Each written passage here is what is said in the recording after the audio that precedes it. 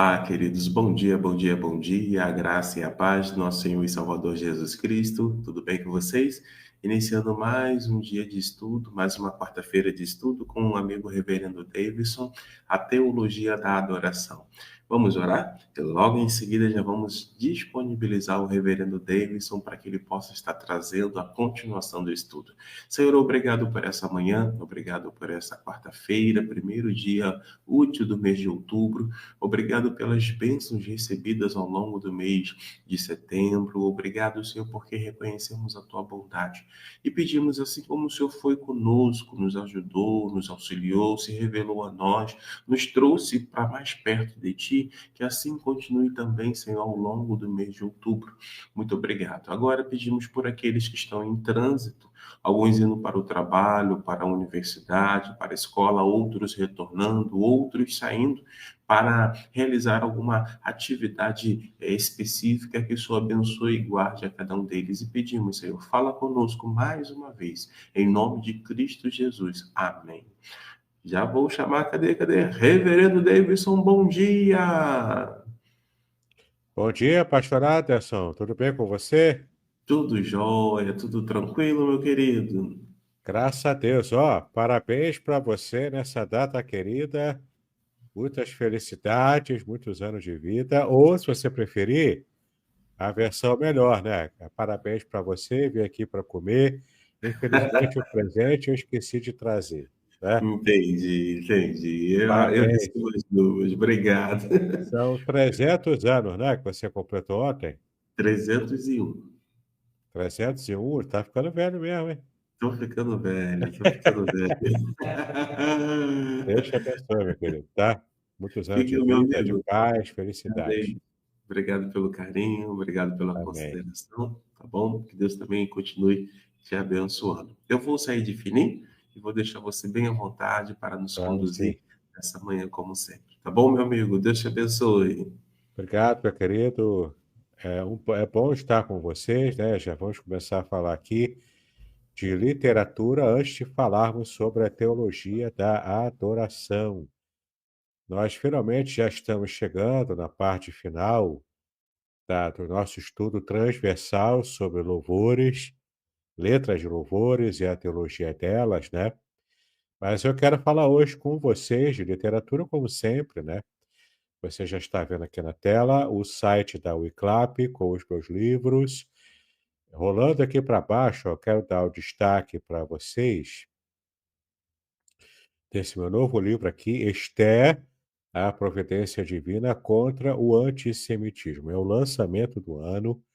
É um livro que eu falo sobre antissemitismo, comentando o livro de Esther, né? Em 3 partes. Esther em si, comentado capítulo por capítulo, versículo por versículo.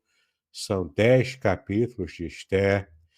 Também a segunda parte eu trato da parte histórica, de algumas curiosidades também.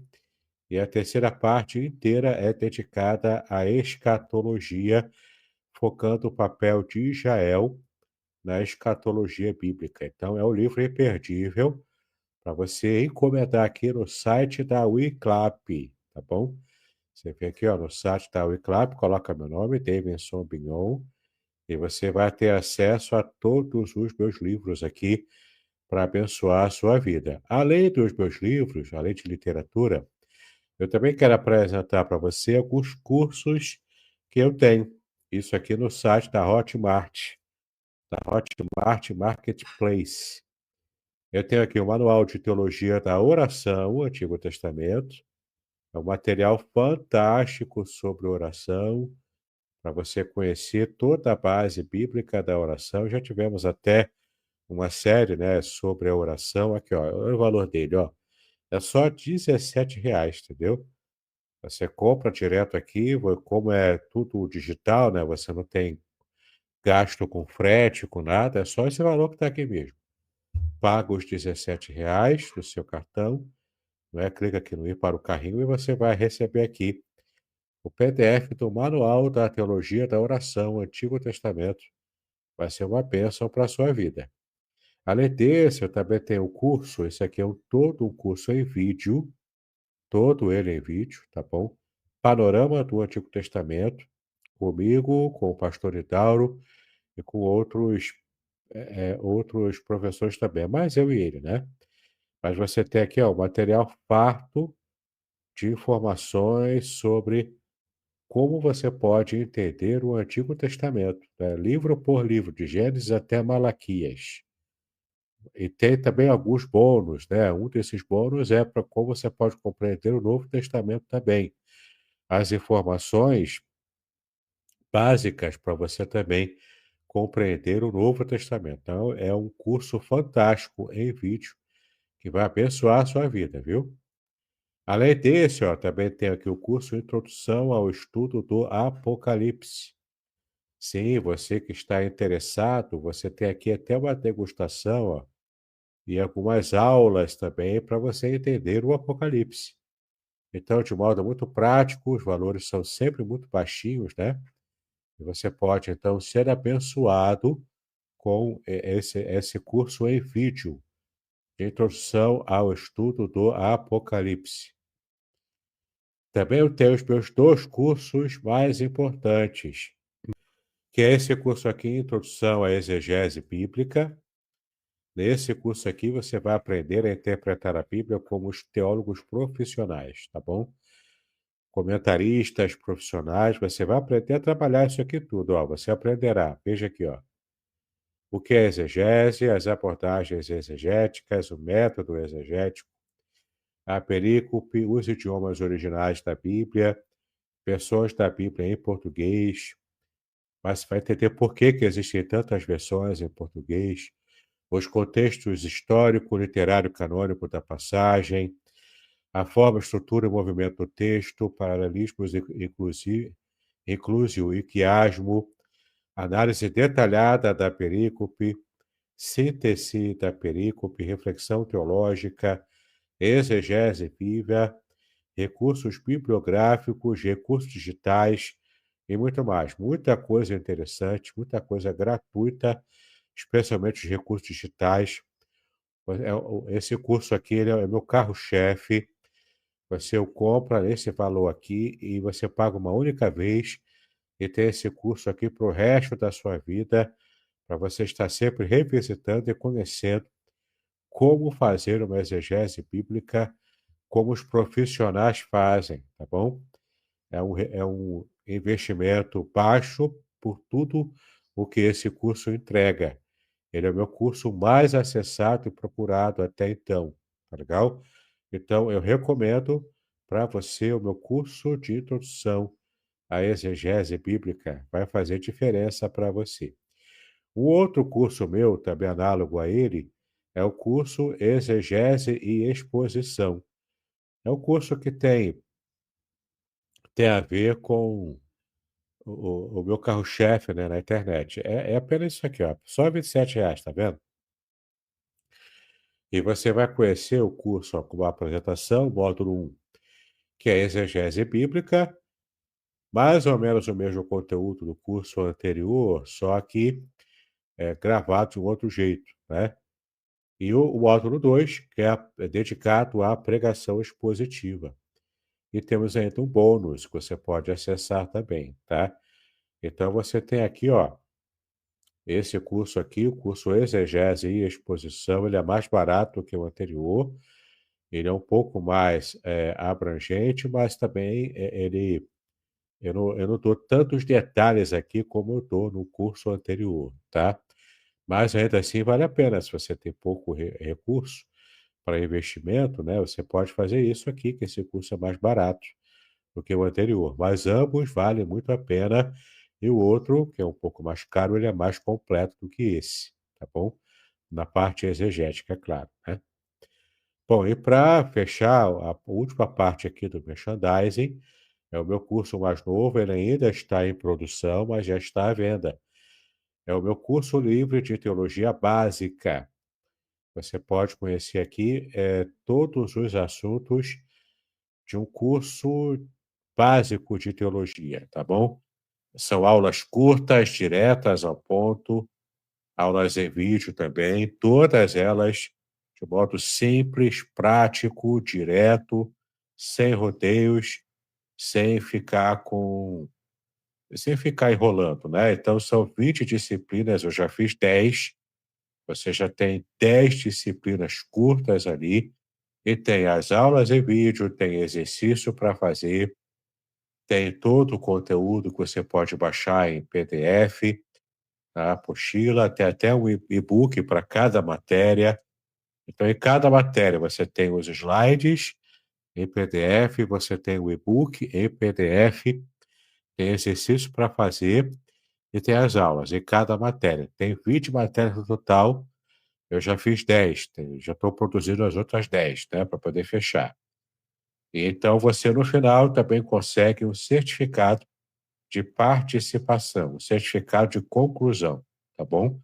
É um curso fantástico, o meu curso livre de teologia básica. Então, se você quer trabalhar na sua igreja tendo um pouco mais de segurança teológica, um pouco mais de segurança nos temas práticos, né, do ministério, você vai aprender esse curso aqui. Você vai aprender missões, como pregar a palavra, como interpretar a Bíblia, como estudar a Bíblia de um modo geral. Você vai aprender sobre oração, vai aprender sobre liderança da igreja, enfim. Um curso fantástico para você que não tem nenhum curso teológico, mas já trabalha na igreja e deseja ter o mínimo de formação. Uma formação teológica bem básica, simples, direta, num curso que você pode assinar. E enquanto você estiver usando, você vai pagando a assinatura como se fosse mesmo um curso teológico, só que de teologia básica, de modo muito mais simples, tá bom? Você tem uma garantia de 15 dias e vai ser abençoado, então, com esse meu curso livre de teologia básica. Uma referência para a sua vida, tá bom? Todas as aulas são comigo. Então, você vai ter a garantia de um conteúdo que vai realmente ser fácil de você entender e que também vai ser relevante para a sua vida ministerial, tá bom? Muito bem, recado dado, pastorada, só agora vamos começar novamente.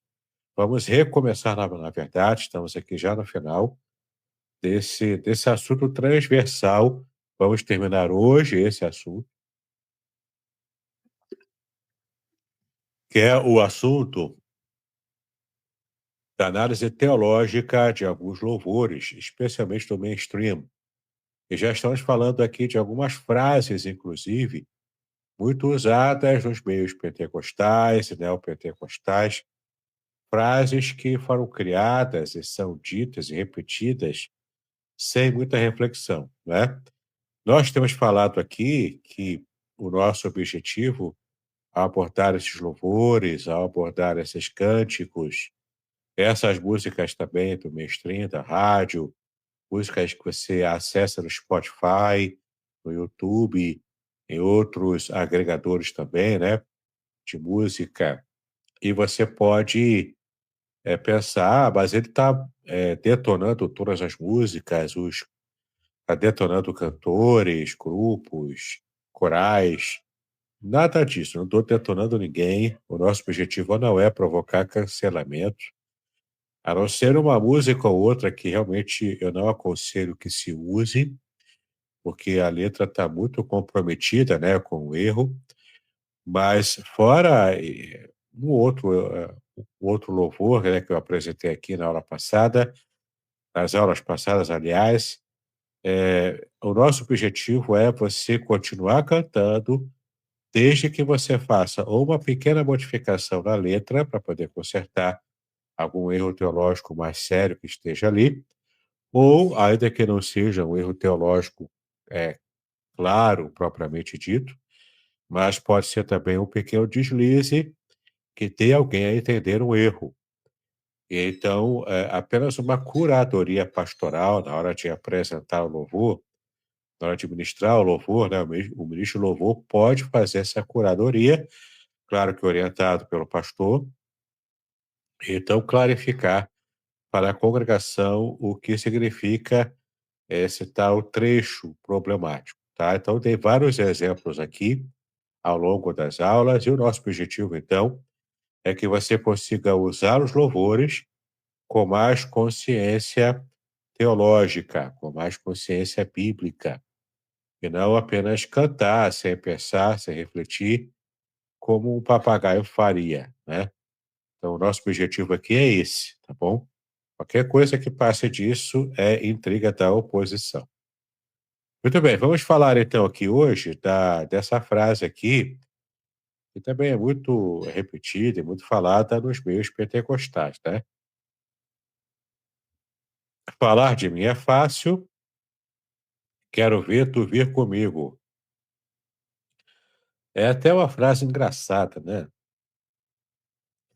Que também coloca o homem aqui na situação de liderança, né? Ou seja, você reclamar, você falar de mim, você me criticar é fácil.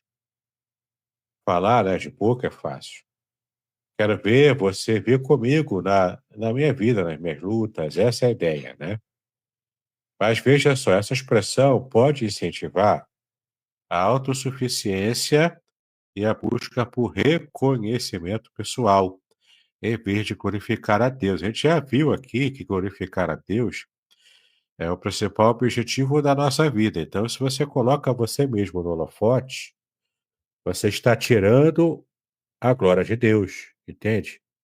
Então, isso se torna uma idolatria ao ego, a você mesmo, né? A Bíblia ensina que devemos buscar a humildade e a glória de Deus de modo geral, e não a nossa própria glória. Vamos ver aqui em Filipenses, capítulo 2, versículos 3 e 4, que diz assim: Não façam nada por interesse pessoal ou por vaidade, mas por humildade, cada um considerando os outros superiores a si mesmo, não tendo em vista somente os seus próprios interesses, mas também os dos outros. Então veja como aqui a palavra de humildade é importante, e não você se colocar no patamar como aquele que é superior ao seu interlocutor. No caso aqui, você está reclamando de alguém que fala mal de você, mas que não quer estar na sua pele, não quer estar vivendo as suas lutas ou a sua vida. Pode até ser verdade. Alguém pode estar mesmo criticando você de modo leviano. Mas entenda, se você tem um coração humilde, não é você que vai reivindicar isso. É o próprio Deus que vai provar para outra pessoa que você é humilde, que você passa por lutas, entende? Não é você que vai ficar o tempo todo se colocando no pedestal, no alto patamar, entende? Então, se queremos ter uma vida humilde, como a Bíblia realmente nos leva, né, a ter, nos aconselha a ter, é importante, então, que você esteja realmente se atentando para isso. E pare de falar frases como essas, né? Falar de mim é fácil, quero ver, tu vir comigo, né? Você não tem que falar frases assim. São frases até um tanto quanto grosseiras, né? E demonstrando que quem fala frase assim não tem o coração lá muito humilde, tá bom? Olha aqui outra frase, ó. Quanto foi que tu ganhou para falar mal de mim, né? É uma frase também engraçada. Eu não tenho como não achar graça de frase assim, né? É uma frase que tem onde a pessoa tem o ego maior do que a própria boca, né?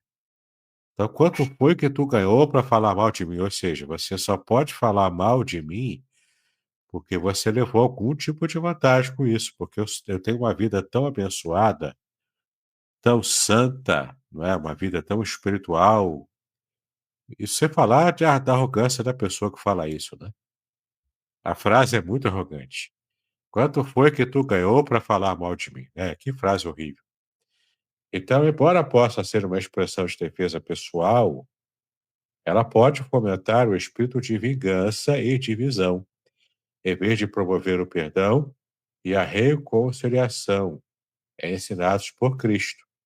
Porque, de fato, né, a resposta aqui para se alguém está criticando você, não é você ir para cima dele com arrogância, né, mas é você, com humildade, tentar conversar, tentar acertar os ponteiros, não é? E produzir a reconciliação. Veja o que Jesus disse aqui em Mateus 5,44. Eu, porém, lhes digo: amem os seus inimigos e orem pelos que perseguem vocês. Então, esse é o padrão bíblico, não é a vingança, entendeu? Aliás, a Bíblia diz, ela própria diz que o Senhor diz que a vingança pertence a Ele, não a nós. Então, se você se considera injustiçado por alguém, perseguido por alguém, a sua resposta é oração, conversa e reconciliação dentro do possível. Tá legal? Esse é o seu objetivo. Então, abandone frases como essa, uma frase horrível dessa, uma frase grosseira como essa, né? Olha essa aqui tem um problema teológico sério, né? Tem uma música que se canta, é uma música até conhecida no mainstream, pisa na cabeça do inimigo. Um erro teológico muito sério, né? Tem até aquela música, então, pisa, pisa no inimigo. Veja bem o problema teológico dessa música, né? As pessoas que cantam, cantam como se fosse o crente quem pisa na cabeça do diabo. Aliás, tem até um outro corinho de fogo, né, antigo, não sei se ainda se canta esse corinho, mas se cantava assim: fogo no diabo, na cabeça, aos pés, quem manda fogo santo é Jesus de Nazaré. Esse, pelo menos, né, fala sobre o fogo como juízo, aí biblicamente está correto, e quem manda é Jesus. Então, essa música antiga, esse corinho antigo, tem até base bíblica nessa parte. Mas essa aqui de pisar na cabeça do inimigo não tem base bíblica, porque quem pisa na cabeça do diabo é Jesus e não os crentes, tá bom? A Bíblia ensina que Cristo é quem esmagará Satanás debaixo dos nossos pés. Então, quem esmaga é Jesus. O fato de ele esmagar debaixo dos nossos pés quer dizer que eu vou ver Satanás esmagado por Cristo. E não eu mesmo que vou esmagá-lo. Eu não tenho poder de esmagar o diabo. É Cristo que tem. Veja aqui essas duas passagens que falam sobre esse tema teológico, né? A primeira é Gênesis 3,15. Porém, inimizade entre você e a mulher, entre a sua descendência e o descendente dela. Este lhe ferirá a cabeça e você lhe ferirá o calcanhar. Então, já no proto-evangelho, lá em Gênesis 3, essa passagem é chamada de o proto-evangelho. Ou seja, o evangelho antes do evangelho, né? O evangelho primitivo, digamos assim. Então, esse evangelho primitivo lá em Gênesis, Deus fala que por inimizade entre a serpente e a mulher. A serpente aqui representando Satanás, né? Entre a descendência da serpente, ou seja, entre a ação de Satanás na época de Cristo, né, especialmente, e também o descendente da mulher, que é o próprio Cristo, né? Então, o descendente de Satanás feriria o calcanhar de Cristo, ou seja, machucaria Cristo, mas não de morte, não em definitivo, mas Cristo feriria a cabeça do diabo. Ou seja, quem pisa na cabeça da serpente ou na cabeça do diabo é Jesus, e não nós, não é? Veja que Adão e Eva tentaram ludibriar a serpente, mas especialmente Eva foi ludibriada por ela. Então, não se brinca com coisa séria, né? O outro texto é Romanos 16, versículo 30, versículo 20, aliás, Romanos 16, versículo 20, que diz o seguinte: E o Deus da paz em breve esmagará Satanás debaixo dos pés de vocês. A graça de nosso Senhor Jesus esteja com vocês. Então você tem aqui o próprio Deus como aquele que esmaga e o próprio Cristo, que também é Deus, como aquele que esmaga a cabeça do diabo a cabeça da serpente. Então, não há como você cantar esse cântico, né, que diz: "Pisa na cabeça do inimigo", porque não somos nós que pisamos. Aqui, ó, o triunfo é de Cristo e não nosso, por força própria. Então, esse é um erro teológico bastante sério, tá bom? Porque ele está tirando a glória de Cristo em pisar na cabeça do diabo, em provocar a vitória final e tentando puxar essa glória para nós mesmos. Isso é até blasfemo, né? Além de ser um erro teológico, chega a ser blasfemo, tá bom? A correção bíblica, portanto, devemos proclamar que Cristo já venceu na cruz, a nossa vitória por meio dele, e não de atos triunfalistas humanos, não é? Então veja aqui, ó, Colossenses 2,15, que diz que Cristo já venceu na cruz. Olha só, Colossenses 2,15. E despojando os principados e as potestades, publicamente os expôs ao desprezo, triunfando sobre eles na cruz. Então, quem despojou ao desprezo, quem os expôs publicamente, triunfando sobre os demônios, sobre o próprio diabo, é Jesus e não a gente, tá? Então, veja que o erro é bem sério aqui, né? Aqui a gente não está brincando, não. A coisa é séria do ponto de vista teológico e espiritual. A nossa vitória, portanto, ela é, ela só vem por causa dele, ou seja, é uma vitória relativa à vitória de Cristo. Então, 1 Coríntios 15:57 fala isso. Graças a Deus que nos dá a vitória por meio de nosso Senhor Jesus Cristo. Então, quem de fato venceu foi Jesus. E a nossa vitória só é real porque a gente está atrelado a Ele. Ou seja, se eu não estiver atrelado a Jesus, eu não sou vitorioso em nada. É Cristo que garante a minha própria vitória, porque Ele alcançou a vitória na cruz, e eu, por estar com Ele, sou também abençoado com essa vitória que Ele conquistou para mim. Entende? Então, nada de ficar provocando atos triunfalistas humanos, colocando o ego humano na frente, no trono. Quem está no trono é Jesus. Nós apenas estamos com Ele e qualquer vitória que possamos ter, nós só temos essas vitórias por causa de Jesus e não o contrário. Tá legal? Então, tira o coração humano o ego humano do trono e deixa Jesus assentar-se nele, porque no trono da sua vida, Jesus é o Senhor e não o seu próprio ego. Tá legal? Curso livre de Teologia Básica com o Reverendo Davidson Bignon. Uma jornada completa de aprendizado cristão, com 20 disciplinas curtas que incluem e-books exclusivos, aulas em vídeo e bônus transformadores. Ideal para líderes evangélicos, pastores, seminaristas e todos que desejam aprofundar sua fé. Assine agora na Hotmart e aproveite 10% de desconto. Quer complementar sua renda? Seja um afiliado. Detalhes na descrição do vídeo. Não perca esta oportunidade de crescer espiritualmente e compartilhar conhecimento.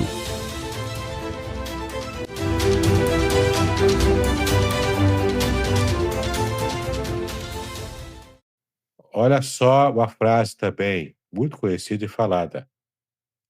Quem tem promessa não morre, não é? É até cantada essa frase aqui. Quem tem promessa não morre. Olha o problema teológico aqui, né? Essa frase afirma literalmente que a pessoa não morrerá enquanto não se cumprir a promessa da vida da pessoa. Ora, isso contradiz frontalmente as Escrituras.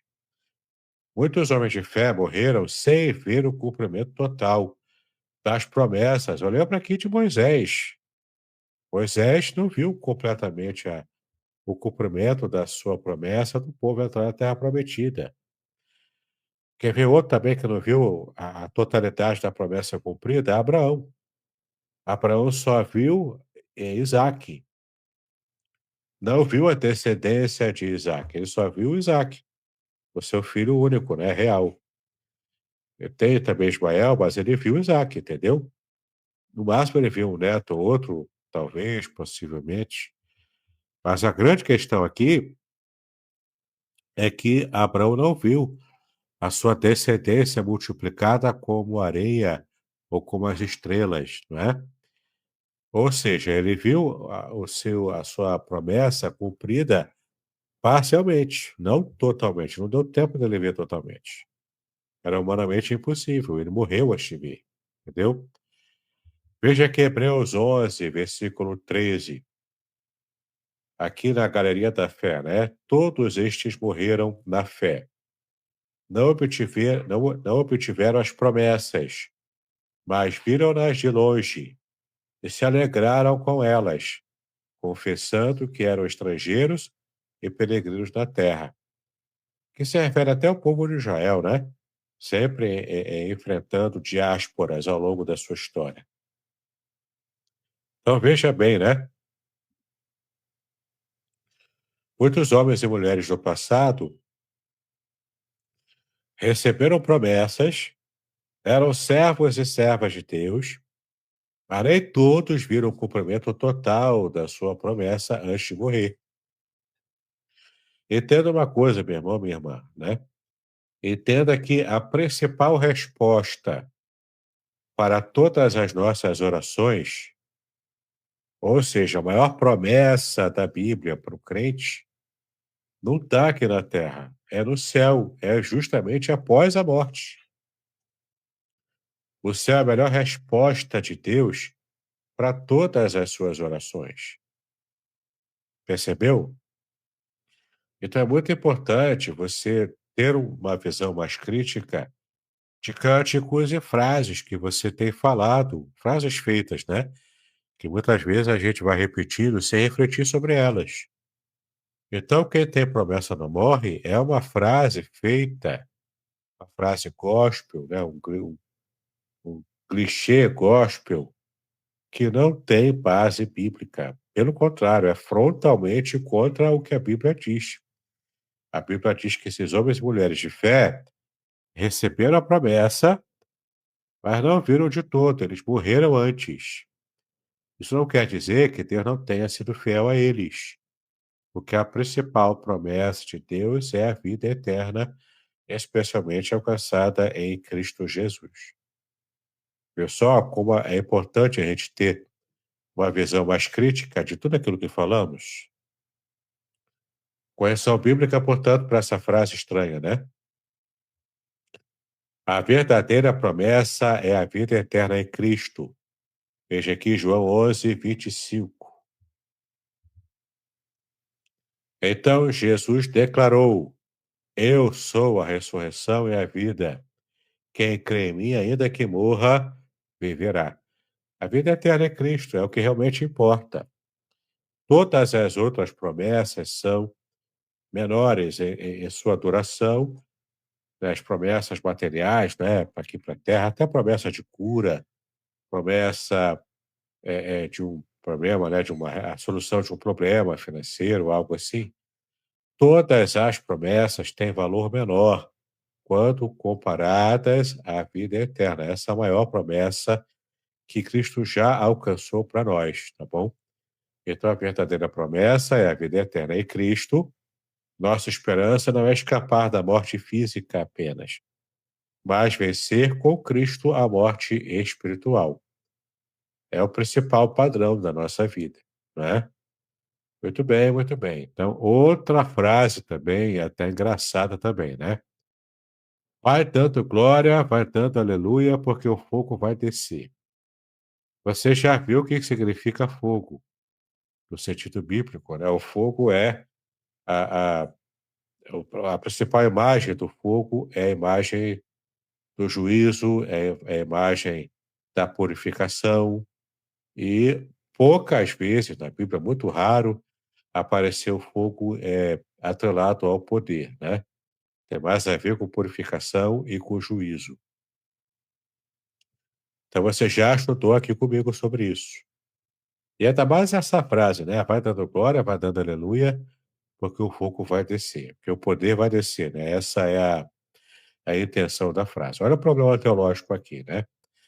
Ensina que a descida do Espírito depende do quanto se repete glória ou aleluia.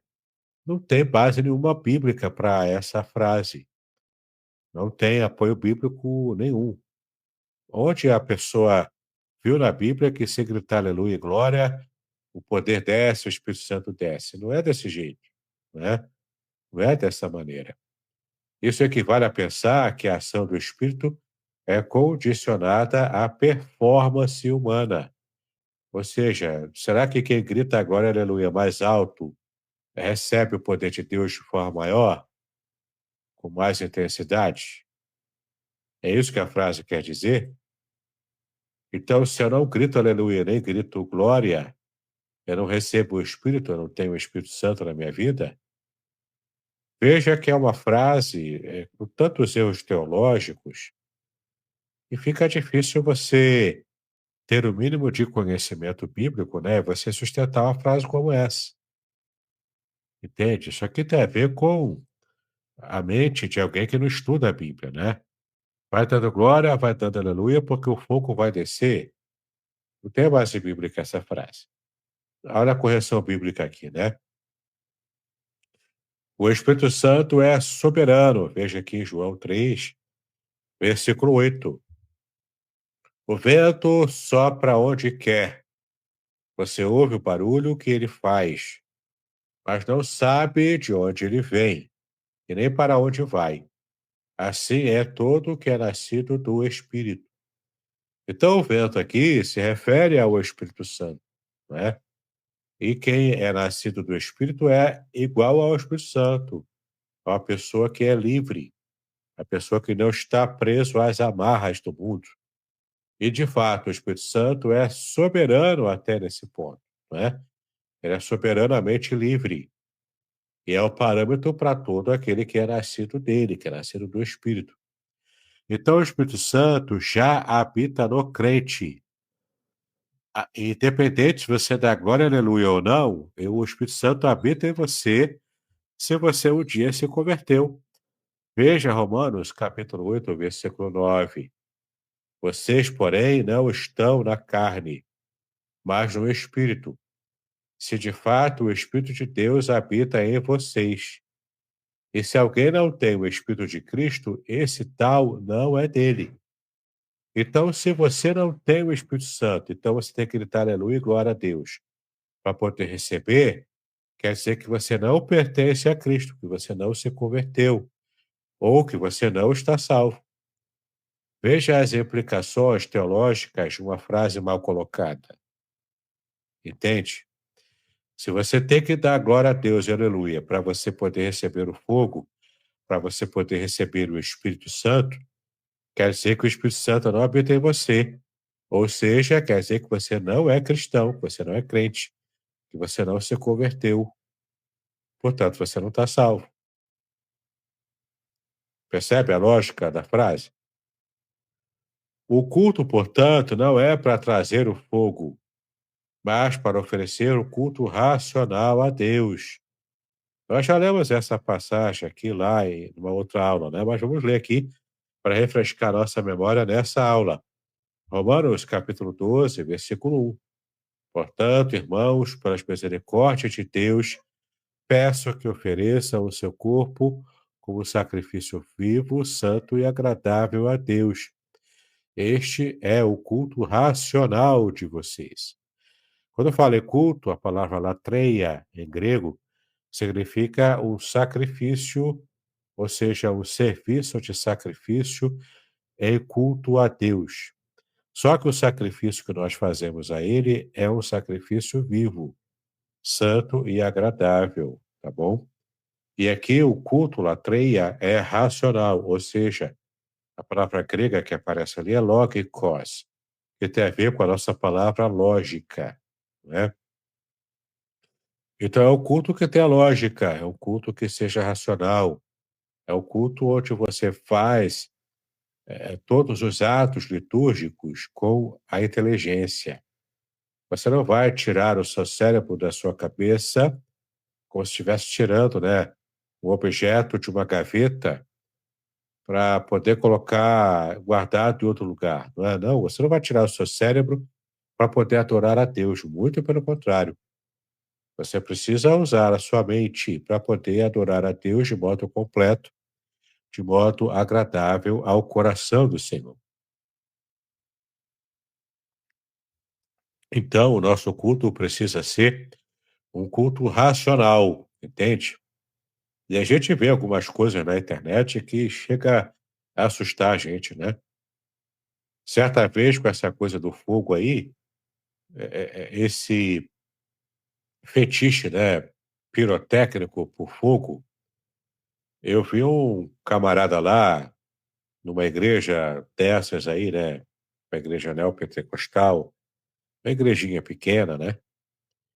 O cara colocou um manto branco, gigante o manto, e quando fica rodando, ele fica esvoaçando o manto. Era o homem que fez isso, né? Tá rodando igual um peão, esvoaçando o manto. E esse que estava rodando com o manto esvoaçante, ele estava também com uma pira, estava com um recipiente ali, uma cumbuca, né, pegando fogo, com álcool provavelmente ali, e pegando fogo, um fogo alto. Ou botou carvão, ou botou álcool, enfim. Estava queimando alguma coisa naquela pira, ele segurando aquela pira e rodando, rodando mesmo, né, com vontade, com aquele perigando aquele fogo, pegar no manto dele, esvoaçante, né, que estava muito próximo ali, entendeu? Olha o perigo, olha o acidente que poderia acontecer ali. Eu não sei se aconteceu acidente ou não, porque no vídeo não apareceu. É só ele rodando mesmo, né? Era um vídeo curto até. Mas veja a loucura que as pessoas chegam, entendeu? Meu irmão, minha irmã, isso é loucura. Isso não é fé. Isso já é loucura. Uma loucura do pior jeito, não é? É você querer cultuar a Deus, se é que posso chamar isso de culto, né? Mas é você querer cultuar a Deus sem a razão, sem o cérebro.